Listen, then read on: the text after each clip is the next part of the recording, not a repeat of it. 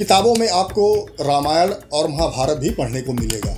ऐसा एक प्रस्ताव सरकार के पास भेजा गया है, जिसमें सरकार को निर्णय लेना है कि ये जो प्रस्ताव आया है कि भाई अब सामाजिक विज्ञान की जो किताबें हैं उनको परिवर्तित किया जाएगा, उनके जो पाठ्यक्रम हैं उनको परिवर्तित किया जाएगा और उस पाठ्यक्रम में रामायण और महाभारत जैसे महाकाव्यों को जोड़ा जाएगा, और जिससे कि हमारे देश के जितने जो बच्चे हैं वो सभी बच्चे इस बारे में जानकारी प्राप्त कर सके कि रामायण और महाभारत में क्या लिखा है और ये क्यों लिखा गया।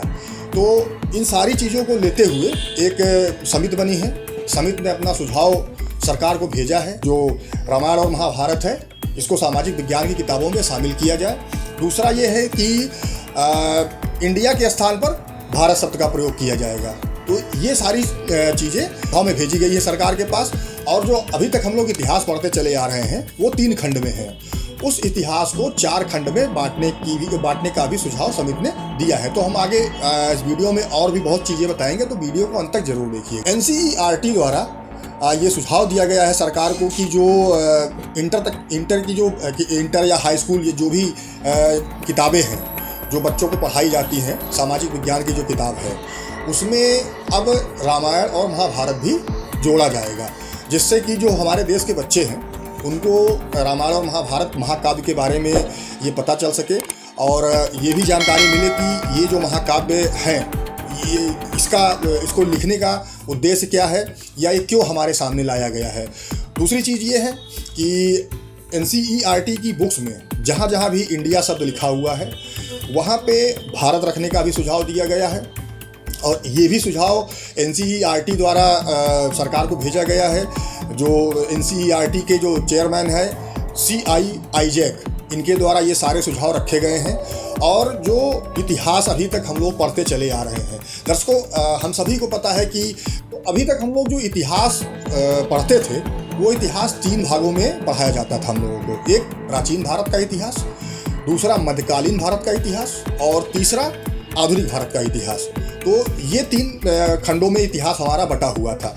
लेकिन NCERT के चेयरमैन ने जो सुझाव सरकार को भेजा है उस सुझाव में ये कहा गया है कि इतिहास को 4 भागों में बांटा जाएगा। एक क्लासिकल पीरियड, दूसरा मिडवल पीरियड, तीसरा ब्रिटिश पीरियड और चौथा आधुनिक भारत। तो जो क्लासिकल पीरियड है, क्लासिकल पीरियड में रामायण और महाभारत को शामिल करने का सुझाव दिया गया है। तो ये क्लासिकल पीरियड इसलिए रखा गया क्योंकि अभी तक जो इतिहास हम लोग पढ़ते थे उसमें कहीं भी रामायण या महाभारत जैसे महाकाव्यों के बारे में कोई जानकारी नहीं दी गई है। इसीलिए NCERT द्वारा ये सुझाव रखा गया कि भाई इतिहास को 4 खंड में बांटा जाए और क्लासिकल पीरियड जो है उस क्लासिकल पीरियड में रामायण और महाभारत महाकाव्य को बच्चों को पढ़ाया जाए, ताकि हमारे देश के जो बच्चे हैं वो ये जान सके कि राम कौन थे और उनका उद्देश्य क्या था। अभी तक ये चीज़ें कहीं ओपनली किसी भी किताब में नहीं आई हैं, या किसी भी सब्जेक्ट की किताब में ये नहीं बताया गया कि भाई राम कौन थे, उनका क्या उद्देश्य था। ये सारी जो भी घटनाएं हुई हैं रामायण में जो चीज़ें बताई गई हैं या महाभारत में जो चीज़ें बताई गई हैं वो विस्तृत रूप से कहीं भी किसी भी किताब में नहीं मिलता है। इन्हीं सब चीज़ों को देखते हुए NCERT द्वारा ये जो समिति है उस समिति द्वारा सुझाव भेजा गया है कि रामायण और महाभारत महाकाव्य को भी इसमें शामिल किया जाएगा इतिहास की किताबों में। उसके बाद ये भी कहा गया है कि सामाजिक विज्ञान की जो किताब है उसमें जो देश के हमारे हीरोज़ हैं उनके बारे में बच्चों को पढ़ाया जाएगा, जैसे कि सुभाष चंद्र बोस के बारे में। अब इनके बारे में डिटेल चीज़ें उसमें दी जाएगी कि सुभाष चंद्र बोस कौन थे, उनके जीवन का क्या उद्देश्य था, और ये सारी चीज़ें उसमें शामिल करने की बात कही गई है।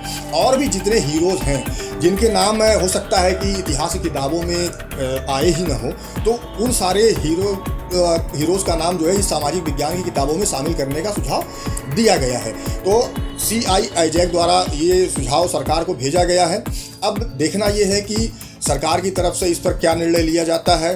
क्या भविष्य में, आने वाले भविष्य में जो NCERT की बुक्स है या और भी जितनी भी किताबें हैं सामाजिक विज्ञान की, क्या उसमें हमें रामायण और महाभारत जैसे महाकाव्यों के बारे में पढ़ने को मिलेगा या बच्चों को पढ़ने को मिलेगा, या जो इतिहास को 4 पार्टों में बांटने का निर्णय लिया गया है, क्या ये निर्णय सही है एनसीईआरटी का?